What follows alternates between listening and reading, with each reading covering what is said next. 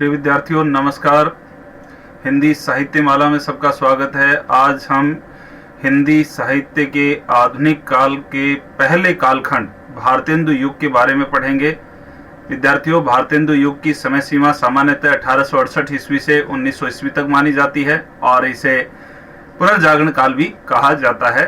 और पहला प्रश्न है हमारे लिए, भारतेंदु काल का सामान्य परिचय दीजिए अथवा भारतेंदु काल पर टिप्पणी लिखिए।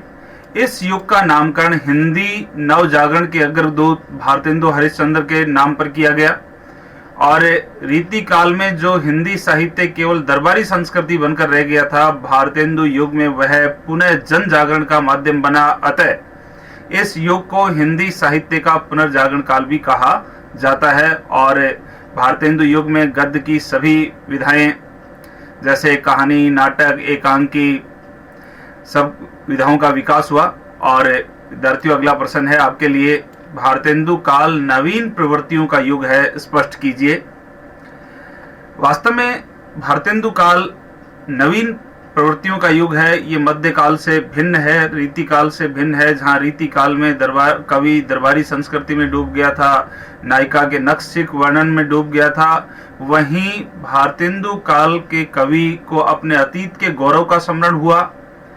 उसने अपनी वर्तमान दुर्दशा का चित्रण अपने काव्य में किया और अंग्रेजी राज्य और वर्तमान दुर्दशा पर व्यंग्य किया। अतः हम कह सकते हैं ये काल नवीन प्रवृत्तियों का युग है, क्रांति का युग है और पुनर्जागरण का युग है।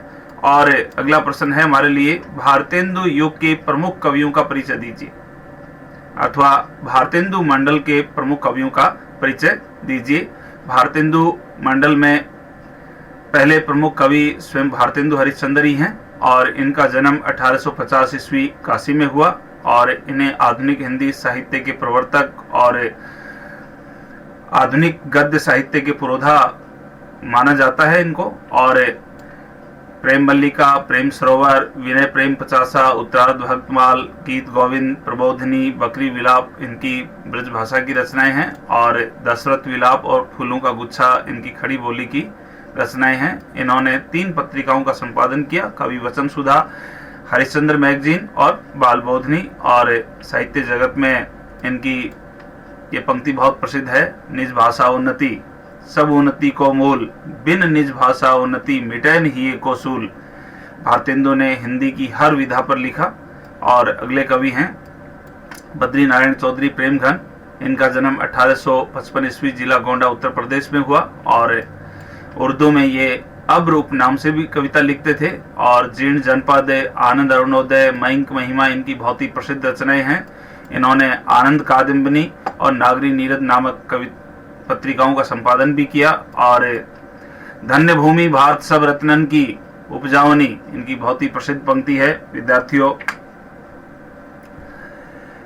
अगले कवि प्रताप नारायण मिश्र हैं। इनका जन्म 1856 ईस्वी जिला उन्नाव उत्तर प्रदेश में हुआ और भारतेंदु के समान काव्य प्रतिभा इनमें थी, अतः इन्हें दूसरा भारतेंदु के नाम से भी जाना जाता है। और प्रताप लहरी, श्रृंगार शतक, मन की लहर और लोकोक्ति शतक इनकी प्रमुख काव्य कृतियां हैं। और इन्होंने ब्राह्मण नामक पत्रिका का संपादन भी किया। और काव्य जगत में हिंदी, हिंदू, हिंदुस्तान नामक पंक्ति इनकी बहुत प्रसिद्ध रही। और अगले कवि ठाकुर जगमोहन सिंह हैं और इनका 1857 ईस्वी में विजय राघवगढ़ मध्य प्रदेश में जन्म हुआ। विजय राघवगढ़ रियासत के राजकुमार थे और हिंदी साहित्य जगत में इनको एक प्रेम पथिक कवि के नाम से जाना जाता है। प्रेम, संपत्ति लता, श्यामा सरोजिनी, श्याम लता इनकी प्रमुख काव्य कृतियां हैं। और अगले कवि हैं अंबिका दत्त व्यास। इनका जन्म 1858 ईस्वी जयपुर राजस्थान में हुआ और साहित्य जगत में सुकवि की उपाधि से जाने जाते हैं। और हिंदी साहित्य में अभिनव बाण भट्ट के नाम से भी ये जाने जाते हैं। और पावस पचासा, सुकवि, सतसई, हो होरी और बिहारी बिहार इनकी प्रमुख रचनाएं हैं। बिहारी पर लिखी गई इनकी टीका है। और पीयूष प्रवाह नामक पत्रिका का इन्होंने संपादन किया। और अगले कवि राधा कृष्ण दास हैं। और इनका जन्म 1865 ईस्वी में वाराणसी उत्तर प्रदेश में हुआ और हिंदी की प्रसिद्ध संस्था काशी नागरी प्रचारणी सभा के ये प्रथम अध्यक्ष रहे और भारत 12 मासा, देश दशा और साधना इनकी प्रमुख रचनाएं हैं। और रहीम के दोहों पर इन्होंने रहीमन विलास नाम से टीका लिखी, जिसमें इन्होंने रहीम के दोहों का कुंडलिया छंद में विस्तार किया है। और जो विषया संतन तजी ताही मूड लपटाते, मनुज जो वमन कर डारी स्वान चाव सुखाते, काव्य जगत में इनकी बहुत ही प्रसिद्ध पंक्ति है। और अगला प्रश्न है हमारे लिए, भारतेंदु काल की विशेषताएं लिखिए। भारतेंदु युग की काव्य प्रवृत्तियां लिखिए, अथवा पुनर्जागरण काल की काव्यगत विशेषताएं लिखिए, अथवा भारतेंदु काल की भाव और भाषागत विशेषताएं लिखिए। भारतेंदु युग की विशेषताएं इस प्रकार हैं। विषय वस्तु व रस की दृष्टि से इस युग के कवियों में राष्ट्रीयता की भावना प्रबल रही। रवों सब मिली आवों भारत भाई, हा हा भारत दुर्दशा देखी नहीं जाई, ये भारतेंदु की पंक्ति है जिसमें उन्होंने भारत की दुर्दशा को व्यक्त किया है। और सामाजिक चेतना इस युग के कवियों में कूट कूट कर भरी हुई थी। इस युग के कवियों ने नारी शिक्षा और विधवाओं की बुरी दशा पर अपनी कलम चलाई और जनवादी विचारधारा भी इस युग के कवियों की प्रमुख विशेषता है। और विद्यार्थियों, श्रृंगारिकता, इस युग में प्रताप नारायण मिश्र और राधा कृष्ण दास को छोड़कर सभी ने श्रृंगार को कविता का विषय बनाया और इस युग के कवियों में भक्ति भावना भी प्रबल रही। इस युग में एक ही रचनाकार द्वारा सगुण और निर्गुण दोनों पर कविताएं लिखी गई। और काव्य भाषा की बात करें तो पद्य की भाषा ब्रज और गद्य की भाषा खड़ी बोली रही।